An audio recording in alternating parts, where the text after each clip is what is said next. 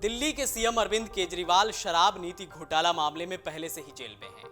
वहीं अब एक और मामले में केजरीवाल का नाम उछाला गया है। जी हां, दिल्ली के उपराज्यपाल वीके सक्सेना ने मुख्यमंत्री अरविंद केजरीवाल के खिलाफ एनआईए जांच की सिफारिश की है। उन पर प्रतिबंधित आतंकी संगठन सिख फॉर जस्टिस से राजनीतिक फंडिंग लेने का आरोप लगा है। एलजी की ओर से केंद्रीय गृह सचिव को इसे लेकर चिट्ठी लिखी गई है। इस चिट्ठी में लिखा गया है कि जेल में बंद आतंकी देवेंद्र पाल भुल्लर की रिहाई के लिए आम आदमी पार्टी को खालिस्तानी संगठन से $16 मिलियन करीब 133 करोड़ रुपए की फंडिंग मिली थी। एलजी सक्सेना ने यह सिफारिश ऐसे वक्त की है जब पिछले हफ्ते सुप्रीम कोर्ट ने इस बात के संकेत दिए थे कि लोकसभा चुनाव के मद्देनजर केजरीवाल को अंतरिम जमानत देने पर विचार किया जा सकता है।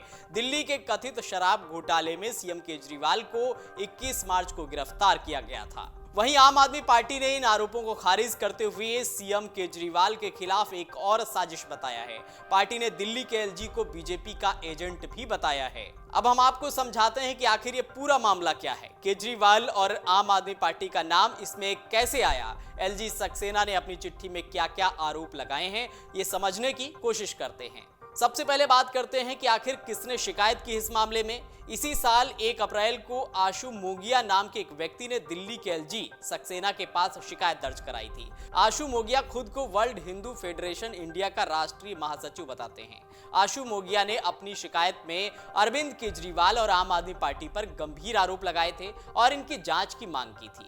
मोगिया ने यह भी आरोप लगाया था कि न्यूयॉर्क के रिचमंड हिल गुरुद्वारा में एक सीक्रेट मीटिंग भी हुई थी जिसमें देवेंद्र पाल भुल्लर की रिहाई का वादा किया गया था। भुल्लर इस वक्त अमृतसर की एक जेल में बंद है। अब क्या-क्या आरोप केजरीवाल पर लगे हैं वो भी समझने की कोशिश करते हैं। पहला आरोप है 133 करोड़ की फंडिंग का।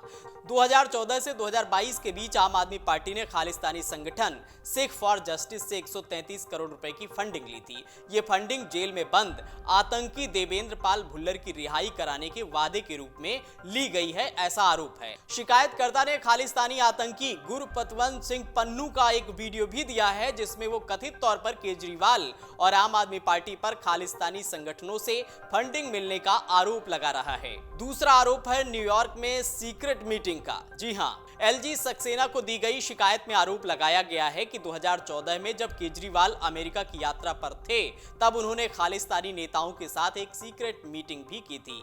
केजरीवाल और खालिस्तानी नेताओं के बीच ये सीक्रेट मीटिंग न्यूयॉर्क के रिचमंड हिल गुरुद्वारा में हुई थी। इस मीटिंग में केजरीवाल ने कथित तौर पर फंडिंग के बदले भुल्लर की रिहाई का वादा किया था। शिकायत में यह भी कहा गया है कि आम आदमी पार्टी के पूर्व कार्यकर्ता मुनीश कुमार रायजादा ने सोशल मीडिया पर केजरीवाल और खालिस्तानी नेताओं की मीटिंग की तस्वीर भी साझा की थी। शिकायतकर्ता का दावा है कि जो तस्वीर साझा की गई थी वो कथित रूप से रिचमंड हिल गुरुद्वारा की थी।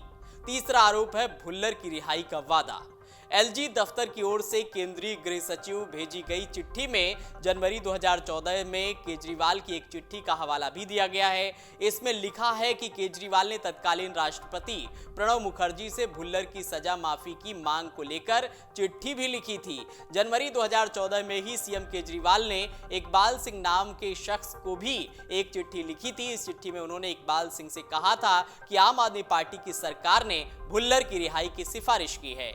इकबाल सिंह आतंकी भुल्लर की रिहाई की मांग को लेकर जंतर मंतर पर धरने पर बैठे थे। केजरीवाल से भुल्लर की रिहाई का आश्वासन मिलने के बाद उन्होंने अपना अनशन खत्म कर दिया था। भुल्लर का क्या है पूरा मामला वो भी समझने की कोशिश करेंगे। 1993 में दिल्ली में हुए बम धमाके में देवेंद्र पाल भुल्लर को दोषी ठहराया गया था। इस धमाके में 9 लोगों की मौत हो गई थी।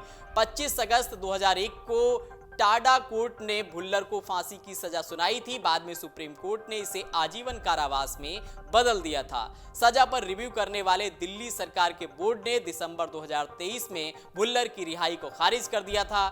बोर्ड ने माना था कि भुल्लर को समय से पहले रिहा नहीं किया जा सकता है क्योंकि इससे देश की अखंडता और सुरक्षा को खतरा हो सकता है। भुल्लर पहले दिल्ली की तिहाड़ जेल में बंद था। जून 2015 में मेडिकल आधार पर उसे अमृतसर की जेल में शिफ्ट कर दिया गया, तब से वो वहीं पर बंद है।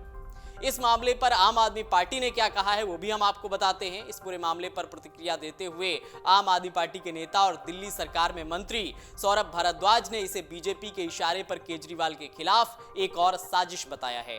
सौरभ भारद्वाज ने कहा है कि बीजेपी दिल्ली में 7 सीटें हार रही है और इसी हार के डर से वो घबरा गई है। उन्होंने दावा किया कि इसी मामले में हाई लेवल जांच की मांग को लेकर दाखिल याचिका 2 साल पहले दिल्ली हाई कोर्ट ने खारिज कर दी थी। उन्होंने सोशल मीडिया प्लेटफॉर्म एक्स पर लिखा, एलजी साहब चुनावी मौसम में सुर्खियां बटोरने की कोशिश कर रहे हैं। ये एलजी के संवैधानिक कार्यालय का पूरी तरह से दुरुपयोग है। अब आगे इस मामले में क्या हो सकता है वो भी आपको बता देते हैं। दिल्ली के एलजी वीके सक्सेना ने केंद्रीय गृह सचिव को चिट्ठी में इस पूरे मामले की एनआईए जांच कराने की सिफारिश की है। उन्होंने लिखा कि शिकायतकर्ता की ओर से जो इलेक्ट्रॉनिक एविडेंस दिए गए हैं उनकी फॉरेंसिक जांच की जाने की जरूरत है। यानी कि मामला एक बार फिर उछला है और आम आदमी पार्टी के संरक्षक और केजरीवाल पर इस मामले के आरोप लगे हैं। अगर आप ये वीडियो YouTube पर देख रहे हैं तो हमारे चैनल को सब्सक्राइब करें और बेल आइकन को दबाना ना भूलें। अगर आप Facebook पर ये वीडियो देख रहे हैं तो हमारे पेज को लाइक करें।